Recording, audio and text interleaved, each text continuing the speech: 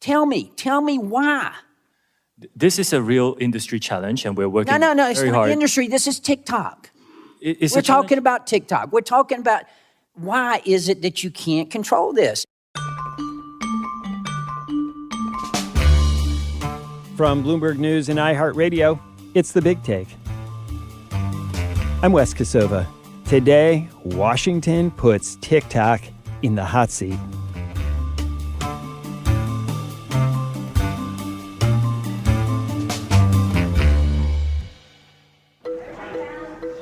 If TikTok CEO Shou Chew thought he could calm fears in Washington that the company is handing over Americans' user data to the Chinese government, well, he quickly learned otherwise. The committee will come to order.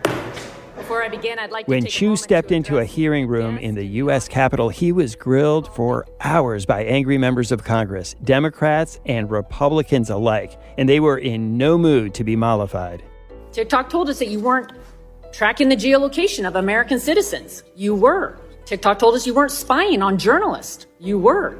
And I have to tell you, I came to this hearing interested to hear the actions that TikTok is taking to combat misinformation, protect our young people, and ensure our national security. But I've not been reassured by anything you've said so far. And I think, quite frankly, your testimony has raised more questions for me than answers. If anything, the tensions between Washington and TikTok may now be worse than they were before. Bloomberg reporters Alex Barinka. They are really thinking about this specter of a really powerful adversary in China that's kind of looming over TikTok. And Anna Edgerton. The most dangerous thing for TikTok that came out of this hearing was that every word that Chew said now becomes material for the app's critics. Have been covering this story and what happens next in this increasingly tense standoff. Alex, I think when TikTok CEO Shou Chew walked into that hearing room, he thought maybe he would be able to persuade lawmakers that they didn't have anything to be concerned about. But by the time he walked out, it was pretty clear that was not the case. Yeah, I talked to people close to the company before this even happened, and that was exactly their goal and how they were prepping him. They talked about asking him to stay within his body, be really calm, and lean into the facts that he so often likes to give. He sees TikTok's position with all of these questions swirling around them, that they are going to answer the questions with facts in action. And he thought he would have this opportunity to come in with those actions they're taking around data privacy, around protecting users and trust and safety on the platform, and kind of lay those out. He didn't get that opportunity. He basically walked into a room that from the drop, from the opening statements from the lawmakers, was really clear that they were coming from a stance of disbelief to anything he was going to say. So it was almost kind of a situation that would have been really tough to navigate out of. We had talked before the hearing about how the best case scenario for TikTok was kind of a low news day, not making things any worse. But after the hearing, even during the hearing, there was kind of this fervor whipped up, not only in the hearing room, but our inboxes and our colleagues were hearing from senators in the other part of Congress, from other regulators who were chiming in. Even Janet Yellen had her moment where she was fielding questions about TikTok. It became a very kind of feverish moment, and they just did not get out of this unscathed.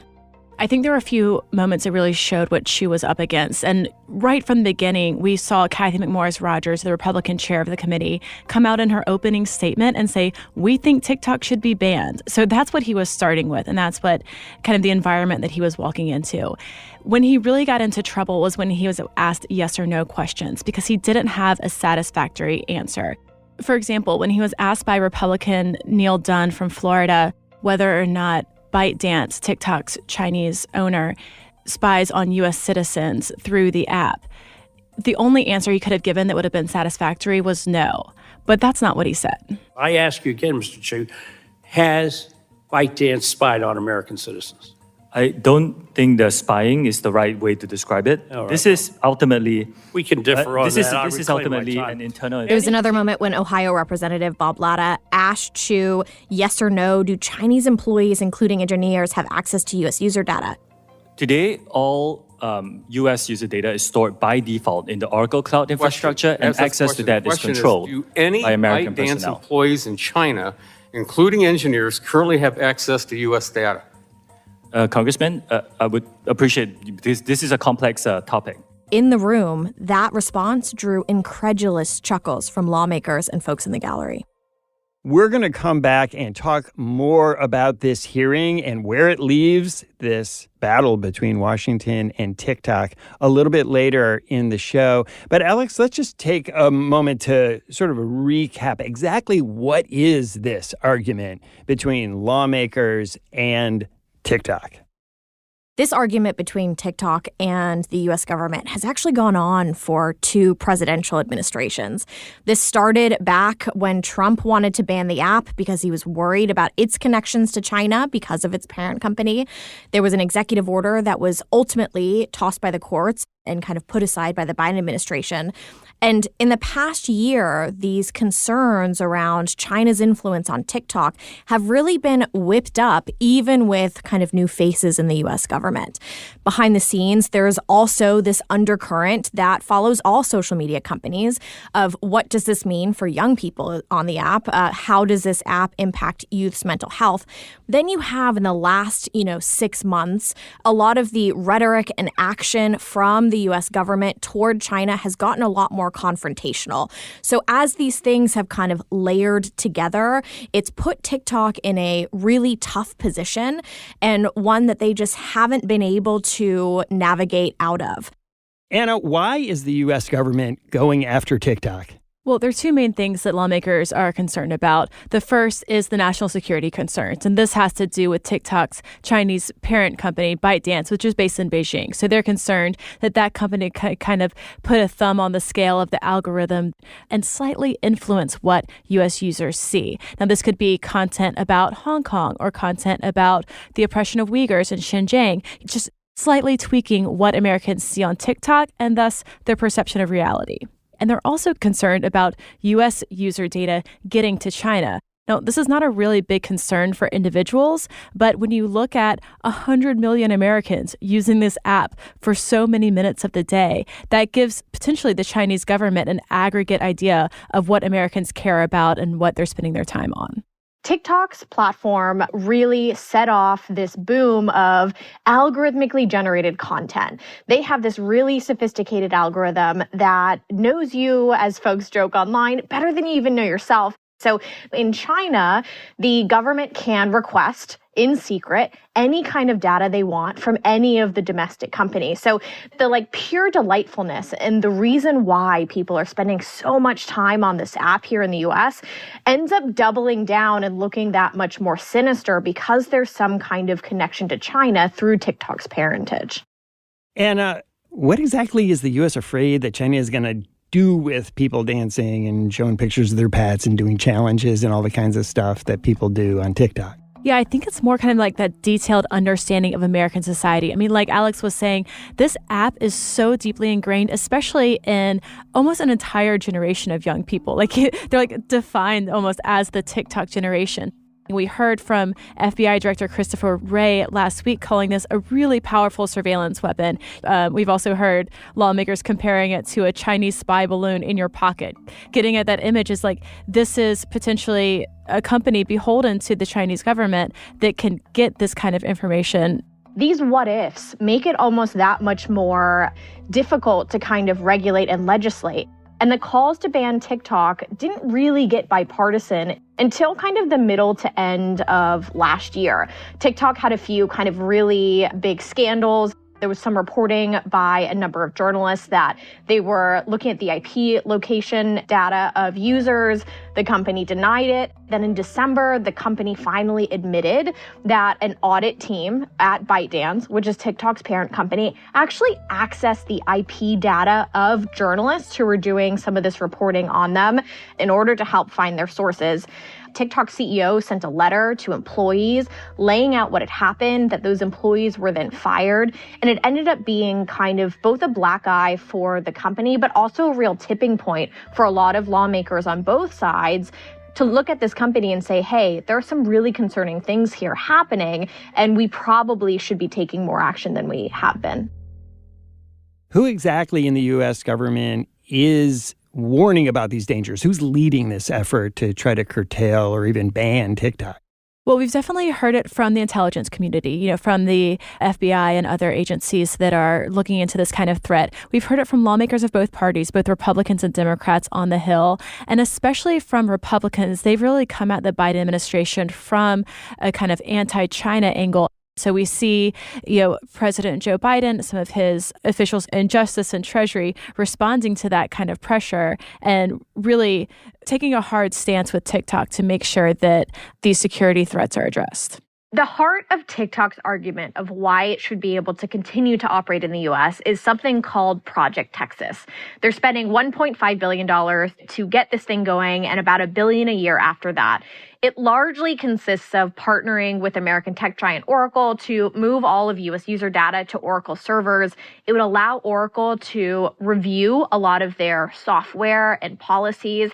And they're also doing organizational things like cordoning off all of the folks who work on sensitive U.S. information into kind of a new business unit called the USDS. The people who are hired into this unit will go through high levels of security review, the company has said, and they're also appointing a 3-person independent panel to oversee the operations, with all 3 of those individuals being signed off on by the government. So writ large, it is much more than you see from the likes of Meta or Twitter or some of the other competitors when it comes to kind of the security processes that they're putting in place. And yet it hasn't persuaded people in Washington that that's enough to make them think that this data is being safeguarded.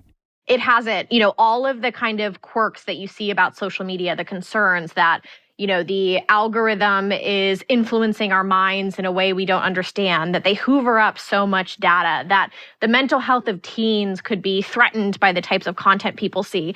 All of those ideas are applicable to all of TikTok's competitors.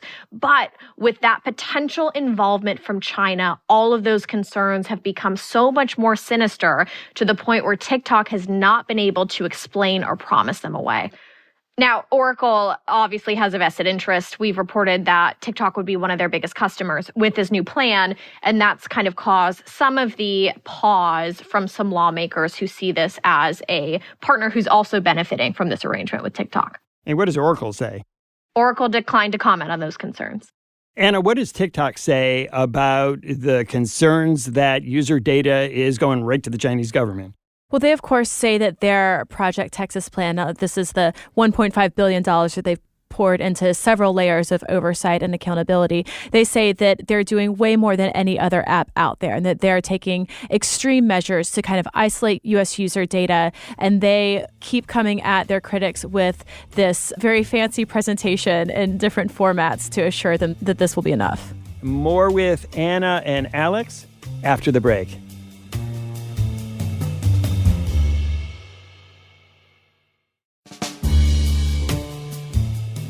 Anna, so we hear these various proposals of how TikTok might actually be banned. There's already been incremental steps to doing that, some in Europe and now some in the U.S. Can you explain what that is? So what we see from the U.S. Congress is 4 different measures that would take different approaches to banning TikTok. 3 of those would kind of mandate the Biden administration to take this step, and one of them, which is the one that has received the most support, would empower the Commerce Secretary actually to evaluate the risk of any technology owned by a foreign adversary. Now, this has more than a dozen bipartisan co-sponsors and the support of the White House. And one reason why this approach has gained more ground is because it's a kind of systemic approach that addresses a behavior, not just a specific company. So it's not a bill that goes after TikTok. It's a bill that would address this kind of threat that could be dealt with in the future as well. We also should mention that there is a national security review process that's been going on in the background. For months now, TikTok's already been investigated by CFIUS, which is the Committee on Foreign Investment in the United States, an interagency panel that basically looks into large transactions or investments in the U.S.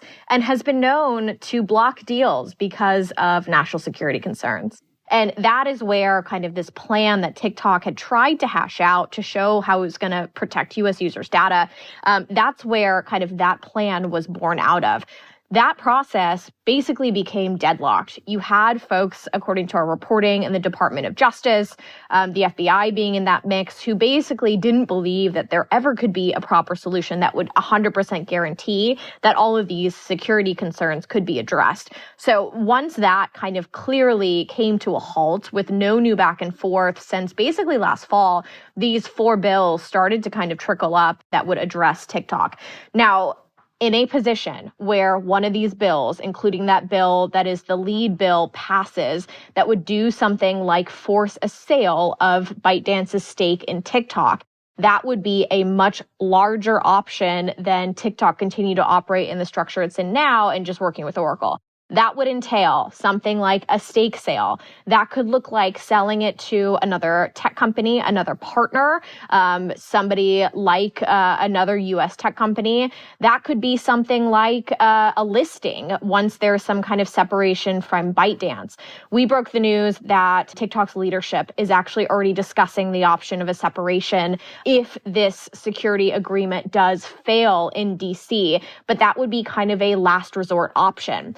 That kind of separation option has one really big hurdle that also should be mentioned. The Chinese government, based on current export laws, would also have to approve such a separation to have that kind of really advanced technology that TikTok has be separated from their Chinese parent company. So that right now is kind of seen as this like nuclear last resort, something that they would do in the event that TikTok might be completely banned in the United States. It is certainly not something that TikTok's leadership or ByteDance is jumping to do, or else we would have seen them bring that up in conversations because lawmakers have kind of expressed that they prefer that option. But that being said, it is certainly something that is kind of floated up to the discussion level as TikTok is trying to kind of figure out how do they make this work. Another question to consider when we're talking about a sale is if China blocks the sale of this proprietary algorithm, which is really TikTok's secret sauce, then the question for a new buyer would be, can they reconstruct the algorithm? Now, I've talked to some people on Capitol Hill who are pushing these bills and say, it can't be that hard. It can't be rocket science. They can rewrite this algorithm. But that could be surprisingly tricky to do. Can even just a slight tweak in how effective this algorithm is at targeting what you want could really cost the app some of its most devoted viewership. And we know it's tricky. Instagram and Facebook, Meta's platforms, have tried to copy it. They've been working on it for almost 2 years, and they still haven't figured out a way to do it as well as TikTok has. Alex, what does TikTok have to say? When it comes to divestiture, the company's spokesperson say that this wouldn't actually address the specific national security concerns and that they are committed to instead going forward with their Project Texas plan. One of the questions facing TikTok is who could buy it, and that's a big problem for U.S. tech companies who would maybe love to have an asset this valuable, even after kind of recent troubles in the past few months, still have the cash to buy it. But Facebook's parent company, Meta Platforms, is being investigated by the Federal Trade Commission for their acquisition of WhatsApp and Instagram. Regulators in the United States and Europe are seeking to block one of Microsoft's acquisitions. So you have all of the major tech companies that would be interested in an asset like this who are already facing antitrust scrutiny, so it makes it harder for them to go out and make another big purchase of a chief competitor. Alex, you described selling the company as kind of like the nuclear option, but it seems like the super nuclear option is the U.S. shutting down TikTok. Not just on government phones, but on everybody's phones. And I imagine that would cause quite the stir. It absolutely would. And we've already started to get a little bit of a taste for what that would look like. When some of the states in the U.S. banned TikTok on government devices, some universities took that to mean, hey, that also means technology that moves our internet, the Wi-Fi. So a number of universities, including University of Texas at Austin, the kind of flagship university in Texas, have banned TikTok from campus Wi-Fi. And obviously, there's been a bit of a backlash. I've talked to some students and professors on the ground at UT. One student, Grace Featherstone, even told me that she sees a ban of TikTok on the same scale as a ban of the right to have an abortion. It's just another way that the government is getting involved in your day-to-day life and telling you what you can or cannot do. It's something that, harkens back to the executive order that Donald Trump put in place to attempt to ban this app, where the pushback was on grounds of free speech. So you can expect to start to see some people bubble up as this process potentially progresses and really push back, and possibly see a bit of an uprising from young people who want to voice their concerns. When you look back at the midterms, that voter group under 30, they voted for Democrats, 60% of them. That's a 28-point margin for that voter group. They were credited with blocking this red wall. That was right after they felt the government had started taking away their rights, if you're somebody who is a liberal-leaning young voter. Now, if you take away something that is the cultural artifact of your generation, that you think of in the same vein that certain generations might think of the Beatles as like core to the identity of your generation, then you can really start to expect that folks are going to get really upset. Yeah, this is a huge consideration for the Biden administration, and we do see a division between the intelligence community that is very worried about the national security concerns and some of the political appointees who recognize that there is a political risk in taking such a drastic step. Gina Raimondo, the Commerce Secretary, told Bloomberg Businessweek several weeks ago that if you were to ban TikTok, you would lose like every voter under 35 forever. It would be kind of fascinating and wholly unprecedented for a consumer-focused app that is this big and this popular to be banned based on a slate of concerns that some folks would argue are not really specific, but are just kind of big, scary clouds hanging over this company. I will say, as TikTok's concerns have been very much in the media these days, Meta and Snap share prices have increased just every time that we see another big move against TikTok.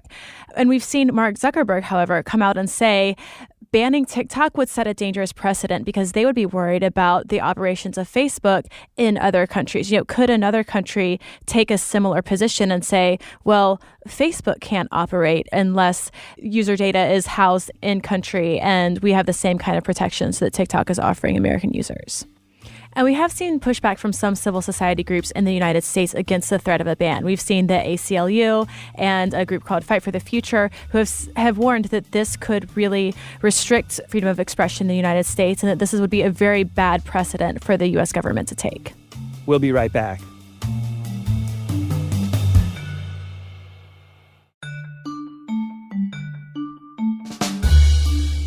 And at the top of the show, we talked about how TikTok CEO Shou Chew had a pretty difficult time for all the reasons that we've been discussing, all of these suspicions about whether China has access to the data of U.S. users.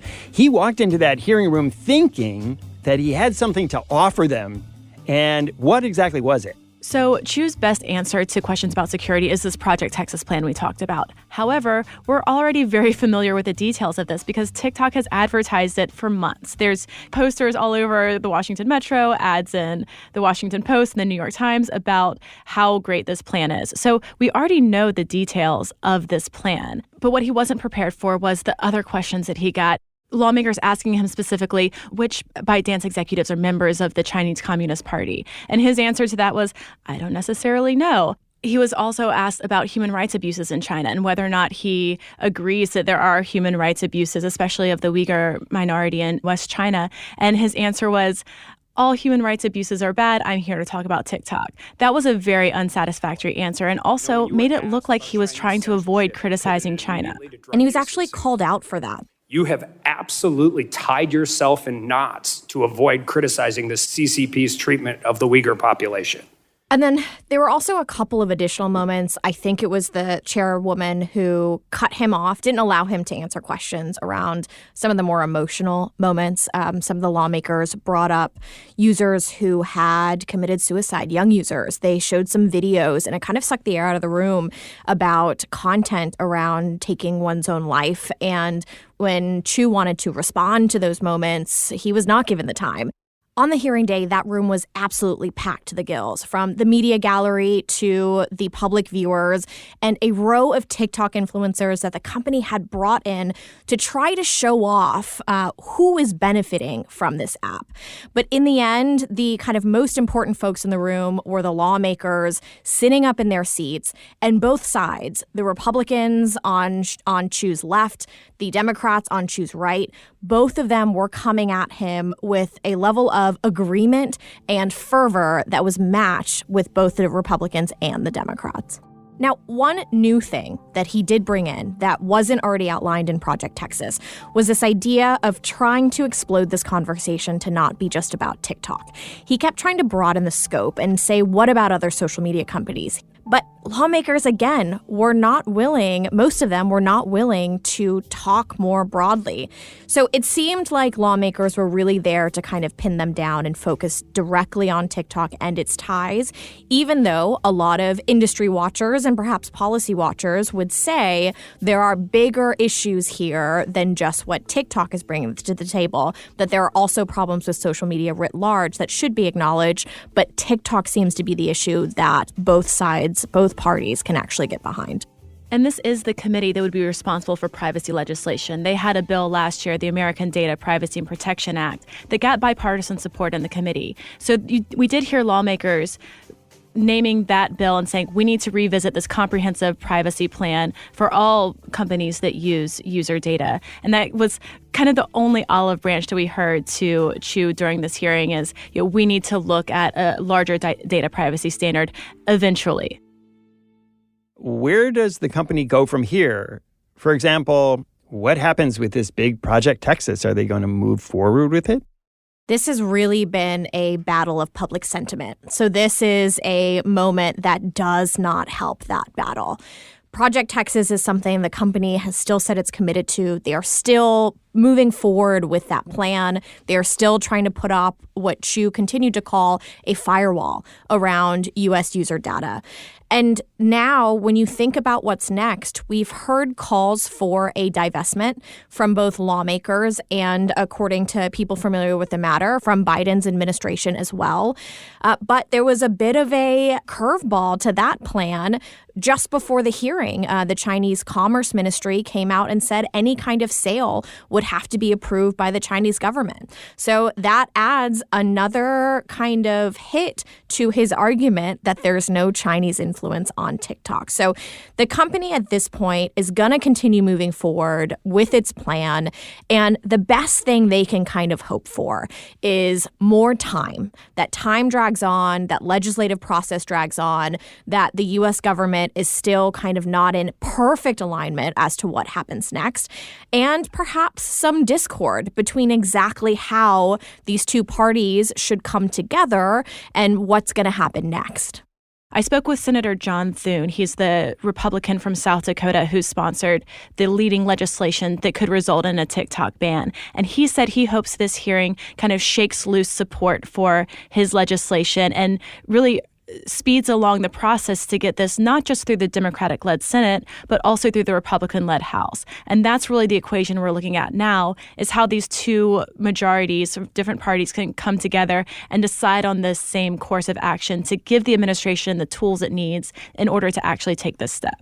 The other element of this is the national security review that the Biden administration is doing, led by the same agencies that are part of the Committee on Foreign Investment in the United States, CFIUS, that we talked about before. So this is another process that we see playing out. And one thing that was interesting that Chu said in the hearing is that those conversations are ongoing. Now, we have people saying that the administration has rejected what TikTok is offering in this Project Texas plan.